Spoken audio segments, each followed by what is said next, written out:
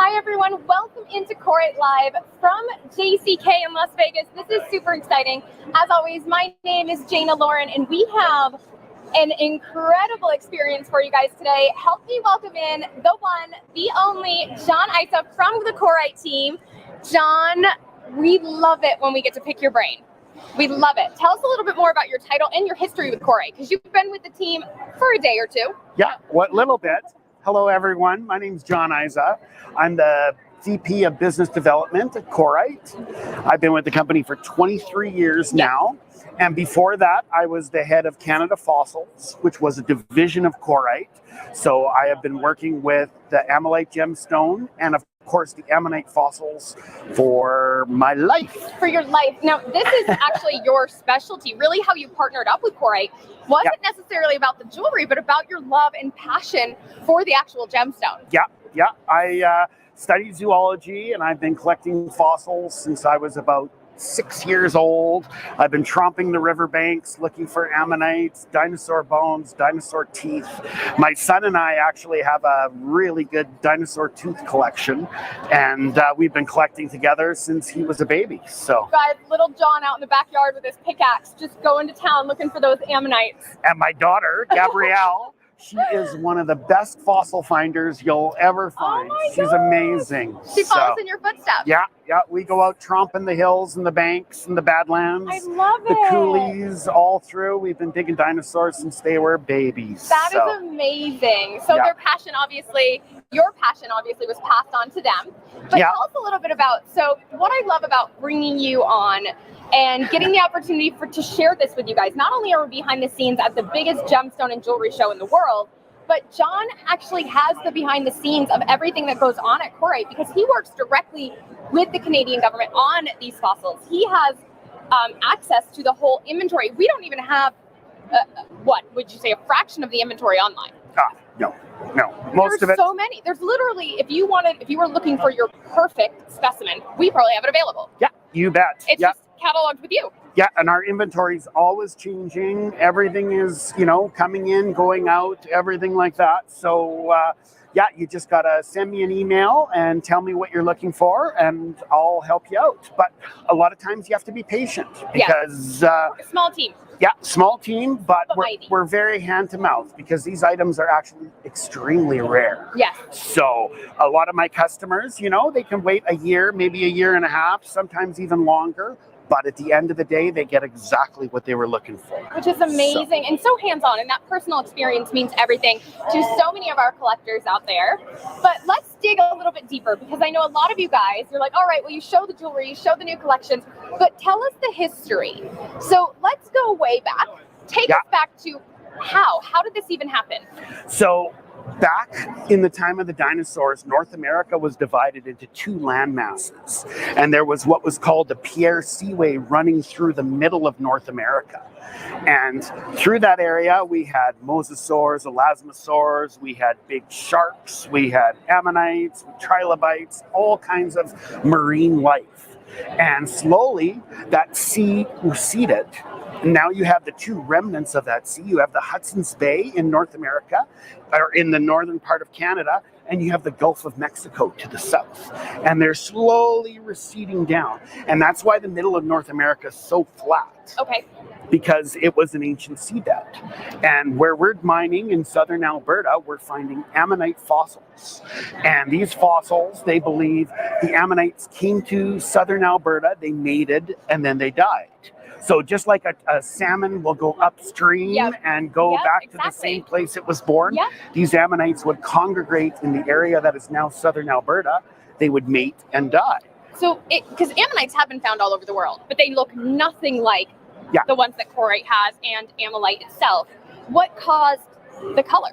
How did we get there? Before that. Oh, before that. Let's go back. You said something very important. Let's do it. Let's go back. So ammonite fossils are found in every single continent of the world, including Antarctica.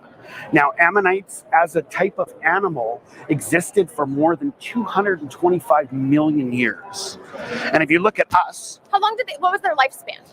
Probably about, maybe 50, 40 years. Now, some of the biggest ammonites could be more than 2 meters tall. So that's more than 6 feet. Can I get that in a pendant? No, you can't. And some of these ammonites are so immense, you can't even get the rocks out of the ground. All they can do is take an imprint of these fossils in the ground because they're just too heavy. Yeah. You can't get them out. You'd have to get a helicopter in to lift it out because these things are heavier than a car or even a big truck. Could you imagine finding that in your backyard? Yeah. So insane. But some ammonites were very small. Okay. The ammonites we find in southern Alberta, they're about medium size. The biggest ammonite we would find would probably be about 35, 40 inches. Yeah. So that's quite big, almost to a meter. So, but the ones we're looking at, for the most part, are going to be about 2 feet, 24 inches. Yeah. Nice, something you can hold in your hands, everything like that. Put on display in the house. Yeah, exactly. Good for the feng shui. So the colors, how did we get there? How did we Southern get to those? Alberta, it's a bit of a geological fluke. So you have the right kind of minerals in the soil. Okay. You have just the right amount of heat, the right amount of pressure, the right kind of ammonite buried in the ground. You have no water, no oxygen, because oxygen's very corrosive, and these ammonites were compressed down. Now, at one point, they believed there was more than 10 kilometers of sediment on top of these guys. I was gonna say, you told me the coolest thing ever once, that it kind of like fell. Yeah. And that because it fell, the way it pressurized. Yeah. Changed up, and you have to understand, this didn't happen yesterday. No, this happened in the time of dinosaurs. This is about 71 million years ago. So recreating something like this is not even, it's not even possible. No, nobody can create like Mother Nature. Mother Nature, she's a great cook. But being a cook, she has to start with good ingredients. Yep. She has to cook it the right way, the right amount of time, 71 million years to create this gemstone. So if we think of mother of pearl. Okay. So we're talking. You're speaking my language. Now we're talking the iridescence and mother of pearl. They call Ammolite great-great-grandmother of pearl. Oh. So the Ammolite is that nacre, that iridescence that we find in pearls, abalone, things like that, that's been compressed and it's been stabilized naturally by Mother Nature and turned into a gemstone. That's a phenomenal way to put it. And you don't hear it put like that very often. Now the colors, how? Because you have to understand, all gemstones are beautiful in their own right, but very few gemstones happen naturally in Mother Nature, and that's perfectly normal. But Ammolite needs no enhancement. All those fiery oranges and reds, those vivid yellows and greens, those beautiful blues, purples, and sometimes other colors form naturally. Yeah, so totally. Why when we find them, people can't believe when I show them a rough piece of Ammolite and I show it to them and I say, this is untouched. And they say, you know, like, how could it have that kind of color? Like, it's all natural, all there. Unbelievable. And Ammolite is one of the most beautiful gems because every time you move in the light, it almost dances with you. Yeah. And so I remember at one point you telling me all the colors kind of formed. It's more one of a time, isn't it? Like one at a time that you get there. Yeah, it's like the rainbow. So if you think of all the different colors in the rainbow, you have blues on one side and you have reds on the other. Yep. Those colors are actually stacked in layers. So if I'm polishing and I have blue on the outside, I keep polishing, that blue is going to turn to green. The green is going to turn to yellow. The yellow is going to turn to orange. The orange is going to turn to red. Now red is the bottom color. And if I keep going through that red, it's going to turn black because I've gone through all the Ammolite into the rock underneath. Now we're not done talking about this yet, but you just made the most valid point. And I think one of the most underrated points when we actually talked to the jewelry, and this is about the history of Ammolite. We're going to get back to it. Give us one jewelry moment, please, because you just said something so important. I know we've talked about this before, but I don't think everyone appreciates the cutters. And I often go back to this with a lot of great gemstones. The cutters can make or break your piece of jewelry. And when it comes to this gemstone in particular, if they don't know what they're doing, they're not cutting a piece of KORITE Ammolite because you can burn right through the colors so easily. And we're talking the color layer can be less than 1 millimeter thick. No pressure on them. It can be really thin, but it can be up to about 1 centimeter in some places. Now you have all the different layers and you're polishing those layers. So we talk about Ammolite having the number of colors. Now the best Ammolite stones are gonna have a full range of colors. Now, when we talked about me having your rainbow, The cutters will cut through the layers at an angle. And then that's how come you have blues on one side and reds on the other, so it's going to look like a total rainbow. So it's all in how you cut the stone. That's unbelievable. And that is a tremendous amount of pressure. You have to understand at KORITE, we do not use brand new cutters into the industry. These are master cutters. Yeah. They are extraordinary at what they do. We even have specialized cutters for certain pieces that feature their own pieces on KORITE.com. On a quick side note, on our website, so if you're at KORITE Ammolite website, you can actually use the promo code JCK20 until Tuesday this week to get 20% off your purchase. And don't tell the others and don't tell Ian, but it includes everything. So even the fossil. It does include everything. Just because this week is so special, we want to share it with you. But okay, let's get back to that. So we go from, millions of years ago, having the formation, having the colors being so spectacular and special. Well, who found it? Who was digging up your backyard? Well, first, the indigenous Canadians. Yep. They were the first ones who really found Ammolite. They used to carry pieces in their medicine bags. Yes. And that would bring them luck and fortune. And they would thank the creator for it. And it would help with them hunting buffalo and doing all sorts of things. Many of them called it the buffalo stone, right? Yep. And then in about the 1960s, it was the Nanton Rock Club. They were one of the first people to discover how cutting Ammolite and using it as a lapidary piece, wearing it as jewelry, everything like that. And then along came an entrepreneur, Rene van der Velde. Yep. He founded KORITE, and he's actually my mentor. He hired me and taught me not only about the fossils, but taught me how to be a gentleman, how to work in business, everything like that. He was a Renaissance man. That's amazing. Amazing, yeah. So Rene van der Velde came along and he founded KORITE and Canada Fossils, which is where I came from, which was a division of KORITE. And we dug for the Ammonite fossils and the Ammolite gem, and he was responsible in 1981 getting Ammolite recognized as an official gemstone. So KORITE really had the hands-on of bringing that. Oh yeah. The beginning of making Ammolite being, because you have to understand when you rediscover something, and this is something I think there's a misconception on at times. Well, if it's millions of years old, why is it a new gemstone? Yeah, it's when so no one funny. knows it's there, when it's been lost again, and no one even realizes, and then once it's rediscovered, it's not an overnight process. No, not at all. But you still have to learn how to cut the gem, how to process it, how to manufacture it. And once it's manufactured into a gemstone, and once you learn how to cut it, how to stabilize it, how to maximize the colors that are naturally there, then it becomes a gem, and then it's something that's truly worthwhile. And when we're talking about a gem and the rarity and the fact that it is not it is classified as a precious gem, that's a big deal. Yeah. How rare are we talking? Now, we were talking about ammonites being found all over the world on every continent. Now, Ammolite is only found in one small area of southern Alberta, 10 square kilometer area. Wow. So, if you're thinking about diamonds, you're finding diamonds in northern Canada, you're finding them in Africa, you're finding them in South America, all over the world. Now, gem quality Ammolite is only found in one area in southern Alberta. So there's only one origin for this gemstone. It really is something so special, something so rare. And the thing is, a lot of people are like, well, why don't I see it more? When something truly is that rare, you're never going to... They can only accommodate so many people with what's mined every single year. And over the years, you guys have been literally recognized and credited with mining the majority of Ammolite. We've literally since the beginning. We've been mining. Now, KORITE was founded in 1979. We opened our first mine in 1980. And 1981, we really discovered how to find Ammolite.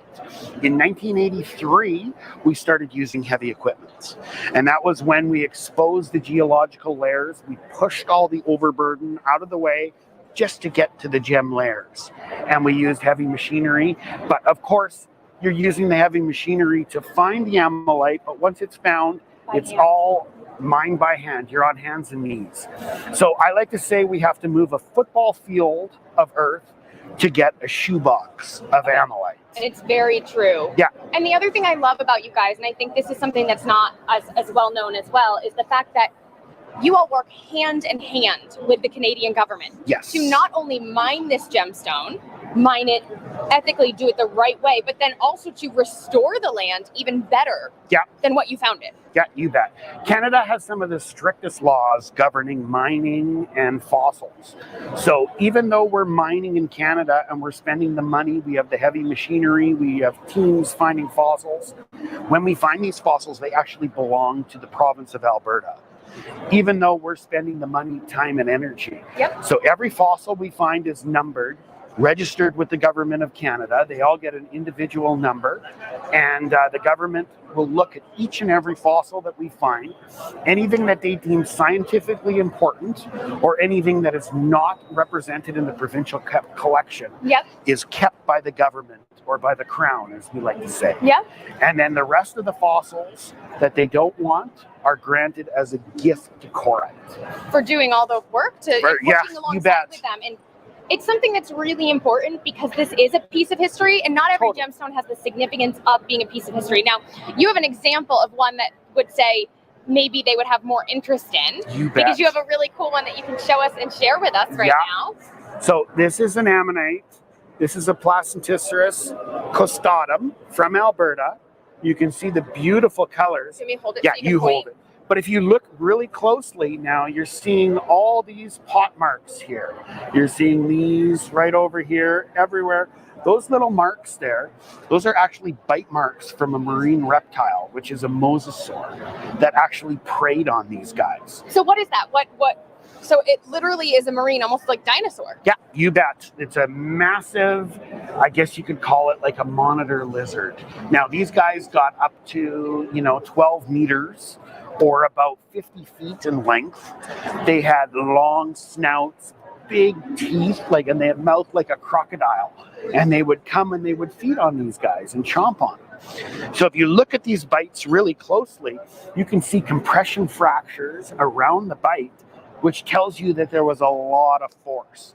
Each one of these teeth is like an individual hammer coming down on these fossils. Isn't that incredible? Chomping them, yeah. So KORITE over the years has found, I believe, 13 marine reptiles in our mine. Okay, so what do you do with those? Whose closet are those in? Now, those all go to the government. The government will come in and excavate those. So we found mosasaurs, elasmosaurs, and plesiosaurs. You found one recently, too. Yeah, this year we found one. And we usually find them on the Friday before a long weekend. That's hilarious. Isn't that how it always happens? Yeah. Isn't that how it always happens? I'll get a call from the government before the long weekend, and they'll say, Johnny, what did you find today? Just what everyone wants. Yeah. Just what everyone wants. Oh, that is so cool. That's something so unique. But now these, you do have some that are available. Oh, yes. Yeah. So if I was looking for the perfect, my personal piece that I wanted, and I wanted that feature on it, we do have those. Oh, yes. Yeah, we have big ones, small ones, green ones, blue ones. We got it all. Yeah. Amazing. So there's 3 main species that we find. There's the Placentisserus costatum that we looked at. We also find the Placentisserus mukai and the Placentisserus intercalari. Each one is a little bit different, and maybe next time I'll show you the differences between them. Oh, yes, if you could bring us a good visual. We like a good visual. Because I only have 2 here. So the main one is the bite mark one, but we also have something extremely rare here. And I don't know if we're going to be able to capture this, but this ammonite actually has pink on it.